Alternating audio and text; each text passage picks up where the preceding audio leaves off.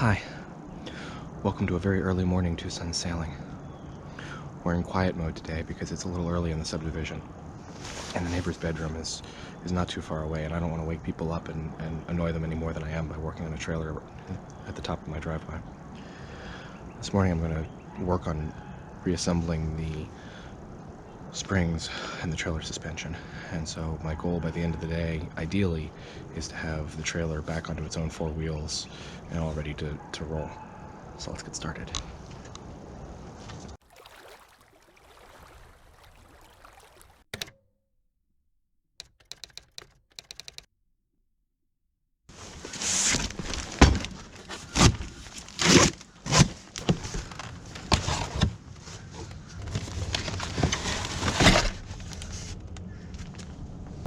This is the suspension kit that I got for the trailer.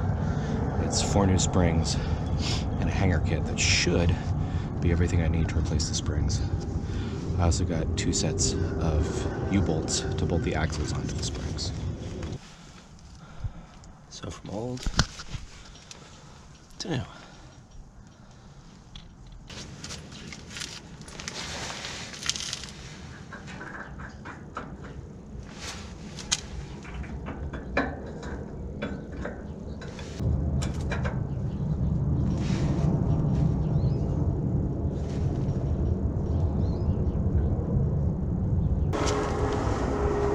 So I was a little bit wrong that this would go together without any hammering or mechanical persuasion. The splines on the backsides of these bolts have to be driven into the brackets, and they're designed to keep the bolt from spinning in the bracket. So the bolt will go almost all the way through, but the threads don't stick out the far side, so you can't just pull it through with the nut. So what I'm going to do is I'm going to go ahead and assemble everything and just put the bolts in by hand. And then in an hour or two, when it's a little bit more reasonable a time, I'll go through and I'll tap them all the rest of the way in and put the nuts on.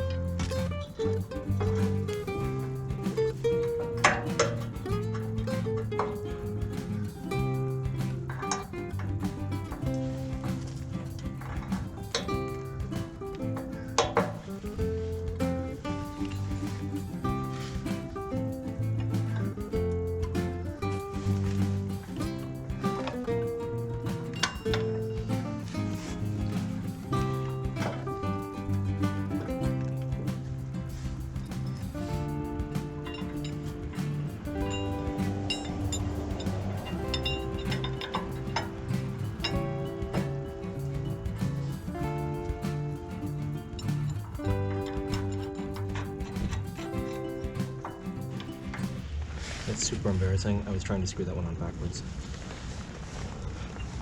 Righty Teddy, lefty Lucy.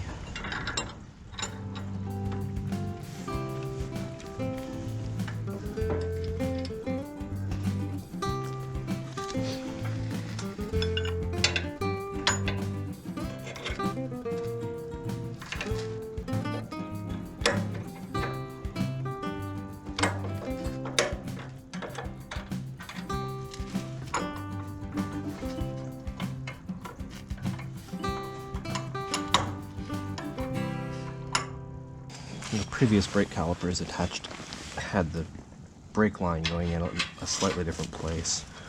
So I'm gonna have to do a little gymnastics here to get this to line up right.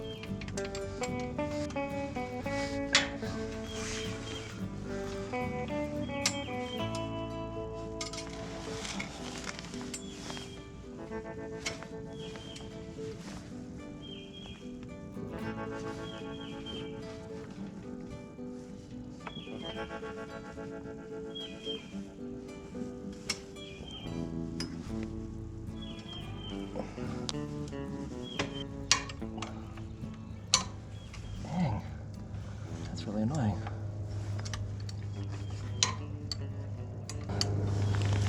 It's just deformed enough that I can't really turn it by hand. And I don't want to try and use pliers or anything to straighten this tube out. If that's not lined up just right, it's going to strip on me.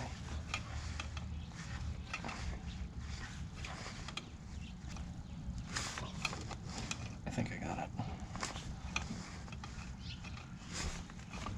Yes! Okay, now the only real rule about this is that you don't want any of the brake lines rubbing on anything. In this particular setup, this flexible tube is where the suspension flexes. So none of this should move in relation to itself. You're just going to tie everything down so it doesn't vibrate too bad. So that should work. I'll go through and tighten these down the rest of the way now. Alright, I ran to the hardware store to get some bolts that I needed. And it's a little later in the day now, so I feel more comfortable making some noise. So I'm going to go ahead and get those last few bolts squared away for the suspension.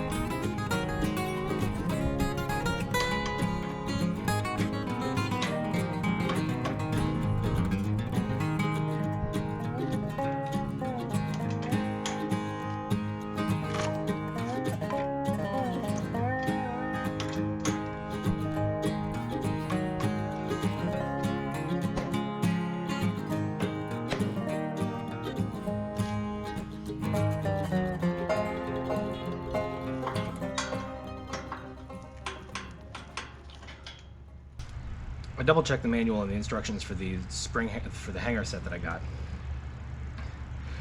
And even though they're 9/16 bolts, the nuts are locking. And it said not to tighten them quite all the way.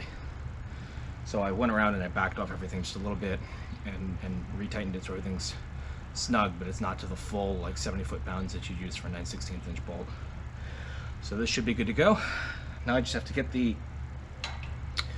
U-bolts tight down.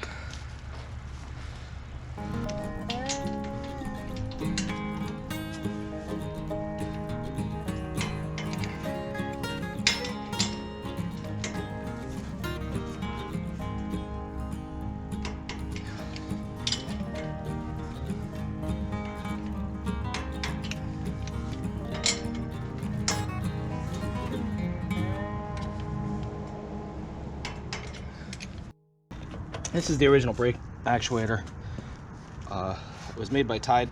Actually, I thought it was tie down, but out here in better light, it's actually made by Titan. whom I've never heard of. The brake lockout, the solenoid lockout, is made by tie down. The action on this is not great, and like I said, there was no fluid in here when we got it. So since I'm replacing all the rest of the brakes, we're going to pull this and swap this out as well.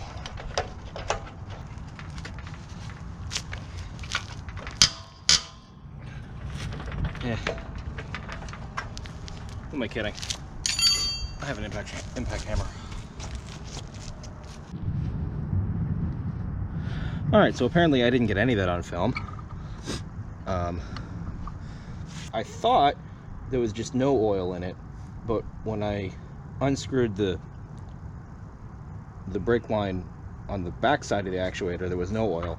When I unscrewed the, not the actuator, I'm sorry, the solenoid, there was no oil.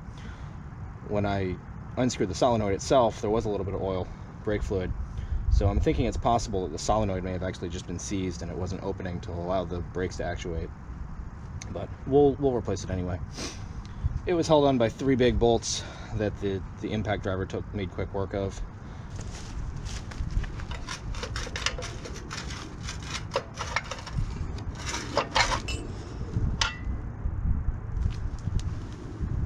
Underneath that, although it's a little dirty, frame's in pretty good shape. The whole frame of this trailer is in pretty good shape. No real complaints there. A couple acorns there. Apparently some squirrels been using this as a storage spot. Sorry, little squirrel. Here you can get a little bit better idea. This is the underside of the brake actuator, and you can kind of see how these work. This is the hitch here, so the car is up at this end. And when the trailer, this part can slide here, which compresses the cylinder. So when the car starts slowing down and the trailer pushes this way, it compresses the cylinder, which sends more fluid out to the brakes and compresses the calipers up against the discs. Obviously, the causes a problem if you're trying to back up. Drum brakes are designed to slip when you back up.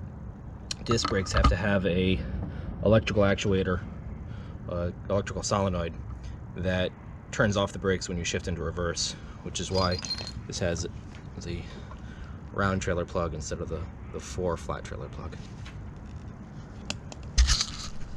You can see in here this is all really rusted out and really crunchy. So I'm guessing the seals in this thing are leaky, although I didn't really test it. I'm just going to replace it with a new one.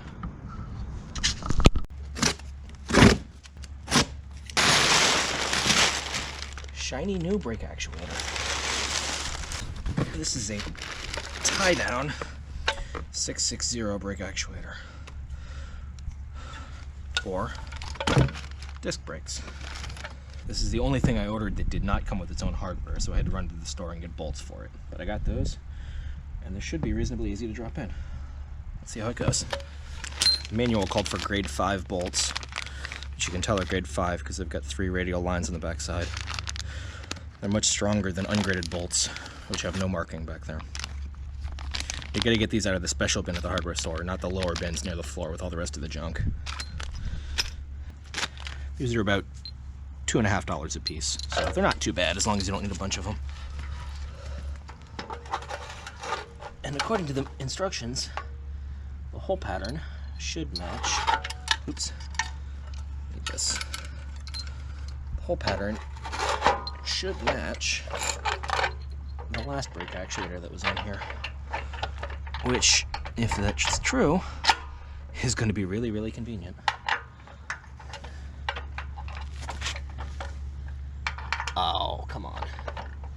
It is so close. So it is within like a hair's breadth of just fitting.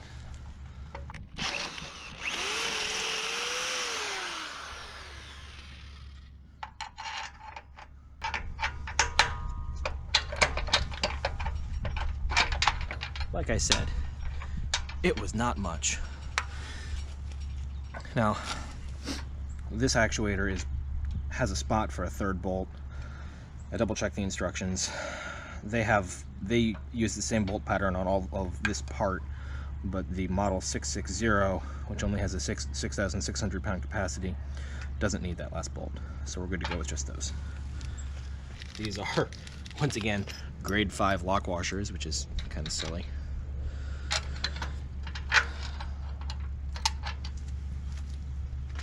And then we do have grade 5 nuts, and these probably do matter, because they need to be as strong as the bolts that they're attaching to.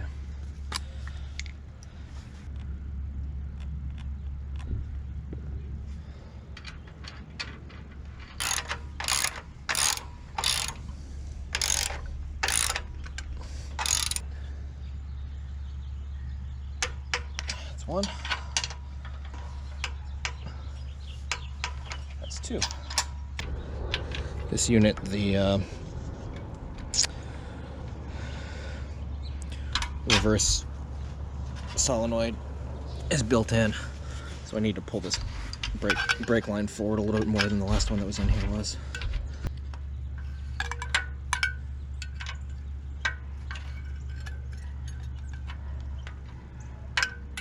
Did raise a little bit of a burr of the brass there, but I think it's okay. So now that I've got the actuator mounted and both calipers mounted and all the brake tubing hooked up, we're ready to put some brake fluid in it and bleed the brakes. Okay, so according to the instructions, what we need to do is find the right size wrench, which always takes at least 2 tries. Open the bleed valve 1 full turn, so that's 90. That's pretty loose. And we've got some tubing. This is 1/4 inch ID tubing, and we put it over the top like that.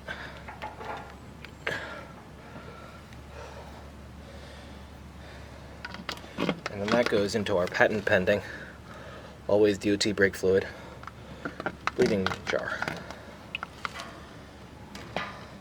Okay, so I was having a really hard time getting that really light bottle to balance up there. So what I've done instead is the tubing goes from the bleeding valve up higher than everything and then back down. So that should be fine. Use only DOT brake fluid, DOT 3 brake fluid matches. This notch lets you actuate the system manually. The instructions say to start off by doing little small pumps here until you stop seeing bubbles right there.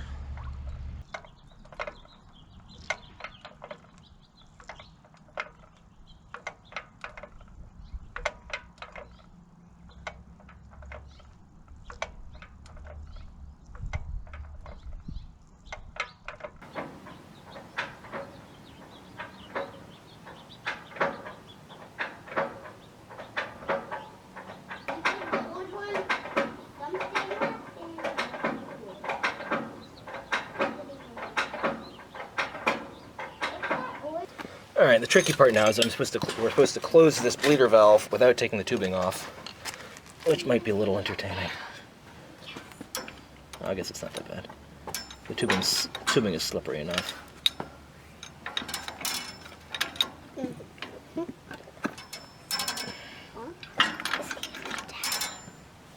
It's oil that makes the brakes work, but it's not good for you, so we're not going to touch it, okay? Alright, you're not going to touch it. I'll just touch the heck out of it. I'll be right back.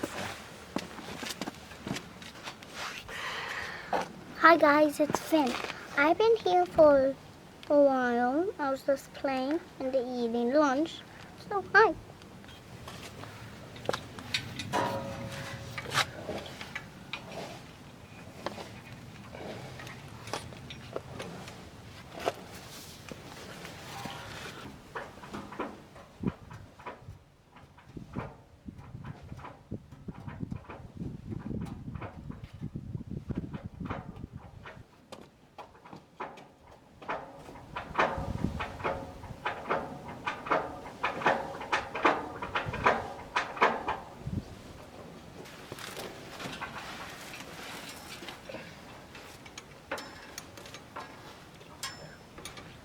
I can't see.